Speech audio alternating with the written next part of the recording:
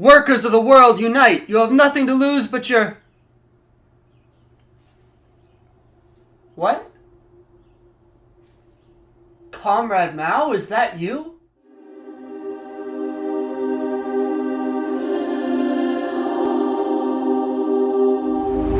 人民真活国，中央人民真活，今天等你了。 Sorry, man, I just really like freedom. Communism is good in theory, but it doesn't work in practice. The invisible hand will work things out. The government wage, supply, demand, Bitcoin. 天上太阳红呀红彤彤嘞，心中的太阳是毛泽东嘞，他领导我们的解放嘞，人民翻身当家做主人，咿呀咿自由呀呀自由啊，人民翻身当家做主人。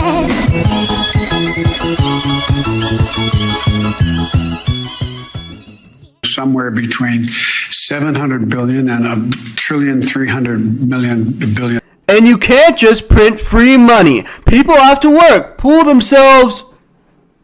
Get back to work! Listen, this video isn't about the USSR or China or Vietnam. If you really want to say that socialism has failed every time it's been tried, I would say, well, yeah, of course it has. We live in a capitalist world. All the power structures are capitalist. They did everything they could to destroy these countries. They used all their political and economic power, all their media propaganda, and in many cases, even if you think none of that has anything to do with the problems in these countries, there's another big problem. All these socialist countries were planned economies. Now, I think any reasonable person would agree that some regulation is necessary, but that's not my argument today. I'm not going to argue for abolition of the commodity form or minimum wages or public transportation or even public health care. For the purpose of this video, the free market is still just as free and unplanned as Ancapistan. Well, how is that even socialism at that point? Frog, what do you think socialism is? Socialism is when the government does stuff. And it's more socialism the more stuff it does. And if it does a real lot of stuff, it's communism. At a fundamental level, socialism is the opposite of individualism. It's a society organized for the good of the collective for society, instead of a system where each individual person just pursues their own selfish ends. But that's a little vague, right? Every system claims to do that. Feudalism claimed to do that. Are we going to call that socialism? Obviously, when we use that word, we're talking about a historical movement, a movement that reacted against capitalism in favor of the workers. Marx used the term dictatorship of the proletariat. That's a scary word. Dictatorship?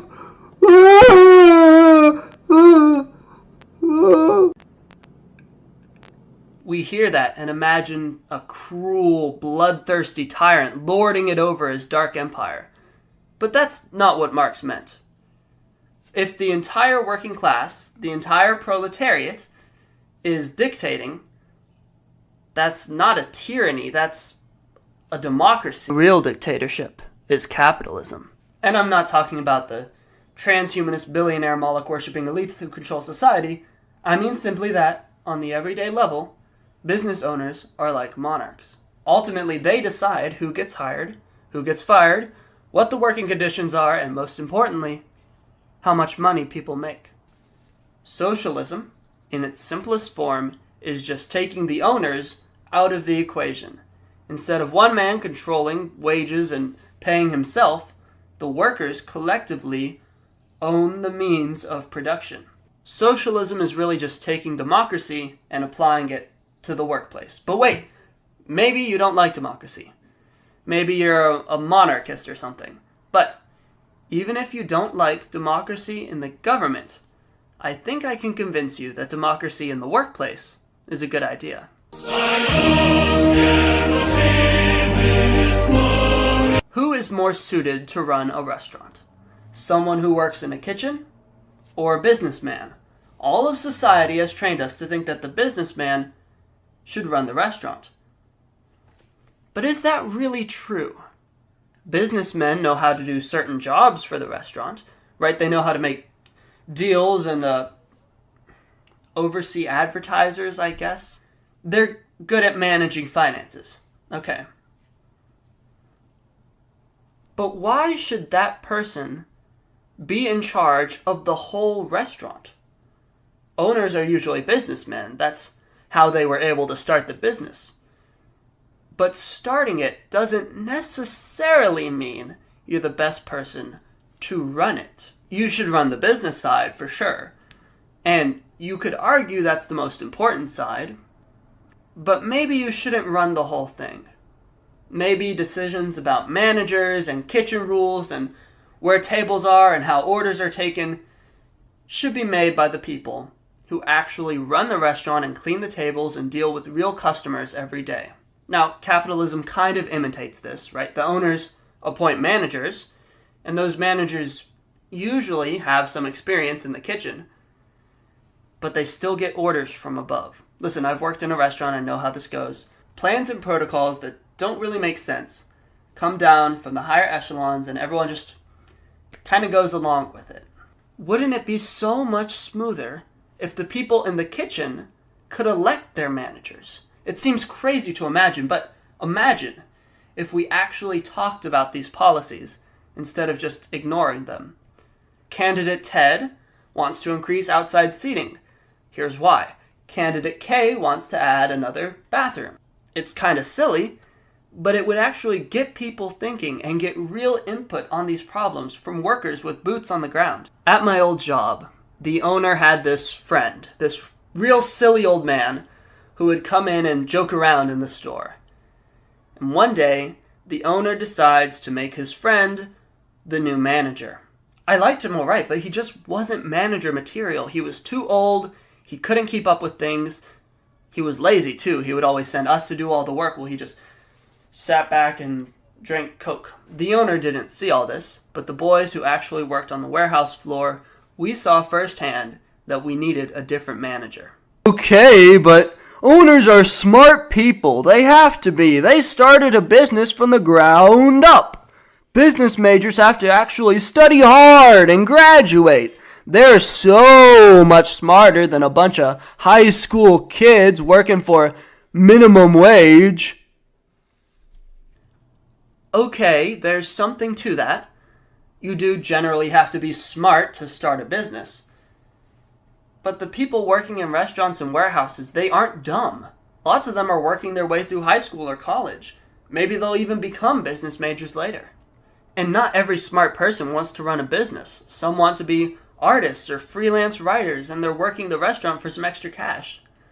Lots of them couldn't go to college because of money or family, and have decided to make a career out of blue-collar work. Most of the managers that actually run these businesses start off as janitors or cashiers or line cooks. You're also assuming that these are small businesses, where the owners are just normal people who worked really hard to start a company. But the reality is that more and more businesses are chains. Grocery stores, fast food restaurants, and what about insurance companies or hospitals or car companies? These huge corporations that employ millions of people are owned by very, very rich men. Usually it's not even the founders anymore, it's a board of shareholders or the founder's son that inherited his business or venture capitalists that bought out the company because it seemed like a good investment. We've all seen this in play. Some guy whose only qualification is being rich buys out the company and changes all kinds of stuff, appoints his friends to run it, or imposes some ridiculous political agenda. And they make all kinds of idiotic decisions and often run the company straight into the ground. And the responsible, normal people who have been working there for 30 years just have to sit back and watch.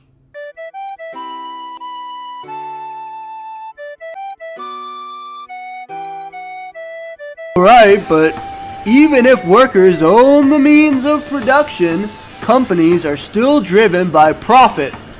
All the bad things that companies do now, destroying rivers, polluting forests, hiding money in offshore accounts, and making shady deals with third world countries that exploit child labor, all that would go on just the same, except now The trucks plowing down the Amazon say worker-owned on the side.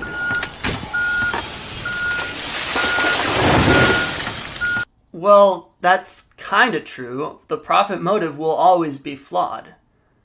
But under the current model, these huge decisions that affect the whole world, decisions to destroy ecosystems or terminate thousands of jobs, they're made by CEOs and shareholders in smoke-filled rooms with the doors locked. In a worker co-op, that's completely different. Obviously, not every single decision is voted on, but it's a lot harder to hide secret funds and deals if you're debating in the public square and a rival candidate might take over your office next month. Someone new could be elected as financial manager at any time and leak the documents. Or someone who wants your job could leak the documents, and now it's a scandal because you weren't keeping secrets from employees. You were keeping secrets from citizens, and your base socialist workers will consider it their right to know what's happening in their company. Okay, but the government could just do that. Just spy on companies. You don't need socialism to do that. Phew. That's a lot of money and a lot of opportunity for corruption. Besides, it might not even work. Just because something's technically public knowledge doesn't mean there's any real awareness. Big oil companies are openly destroying stuff, but we just kind of assume, well, they're doing what they have to. But imagine if those CEOs had to prove that against an opposing candidate that promised to be more responsible. Imagine if all the employees at these companies not only heard these debates, but considered it their job to be informed. That sense of ownership creates a sense of responsibility.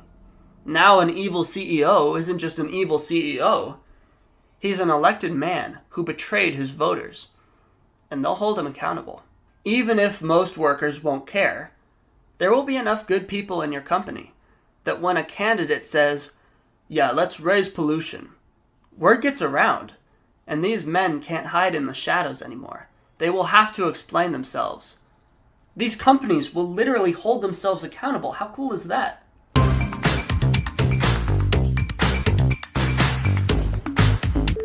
In the old days, a farmer raised his own grain and sold it himself. A butcher killed his own animals and sold them himself. A cobbler got to see the shoes he made, hold them in his own hands, and sell them to people he knew. There's a big difference between having a trade and having a job. A trade is an art, a skill, and you produce a specific product. You identify with your work, you take pride in it. All that changed in the Industrial Revolution. In a factory, you just clock in and do the same repetitive task for hours. Let's say you're making slinkies. You never see the finished slinky. You don't sell the slinky. It's never your slinky that you made. You just see a strand of metal and twist it around a machine or whatever. I don't really know how slinkies are made. Even your manager doesn't see the slinky. She's even more alienated from the product of her labor. She's just abstractly helping the process by coordinating, which is, let's face it, not a real job. Line cooks don't design the sandwich or sell the sandwich. They just put meat on bread and pass it to the next person who bags it and hands it to whoever's working the window. Nobody takes pride in being a line cook the way you might take pride in being a chef. You're just a cog in the machine. The only real way to fix this is to reverse the Industrial Revolution. But socialism can help. When you work for a co-op, you aren't just someone who works there. You're a citizen. You make decisions, you choose and evaluate candidates, you participate in discussions. Even if you're just a line cook or a janitor, you're an associate. You're really part of the project.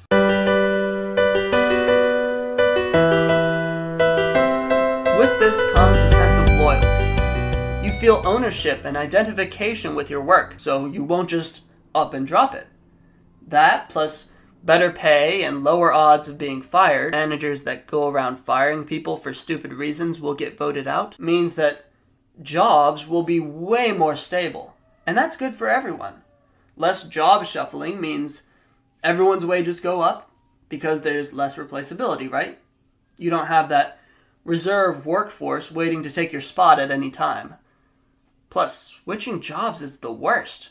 Having to fill out all that paperwork, meet all these weird new people, learn all this new stuff. Job stability helps people think long term about their careers and make better plans. Plus, it just makes everyone way more efficient.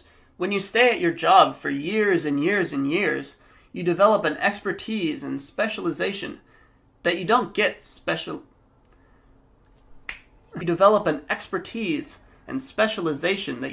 switching jobs every couple years.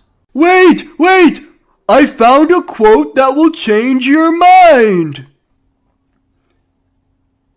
Really? Is it another Ronald Reagan quote?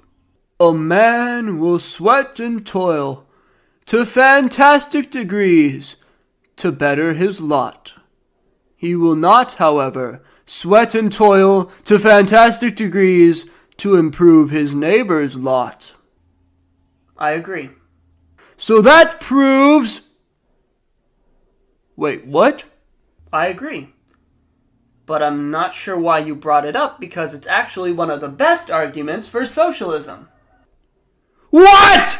God it! Everything with you is a goddamn argument for freaking socialism. What's the point anymore? I can't even make a single freaking argument. The whole idea of socialism is that you're paid according to what you produce. In capitalism, you're paid according to what you own. You can work harder and you might get a raise, but there's no guarantee. We've all seen this happen, right? The people who work really, really, really hard don't necessarily get better pay. In socialism, you're not working to fill another man's pocket. The value you produce is directly connected to the value you earn. You get to see the graphs and how productive you are, and you have a direct say in making it fair.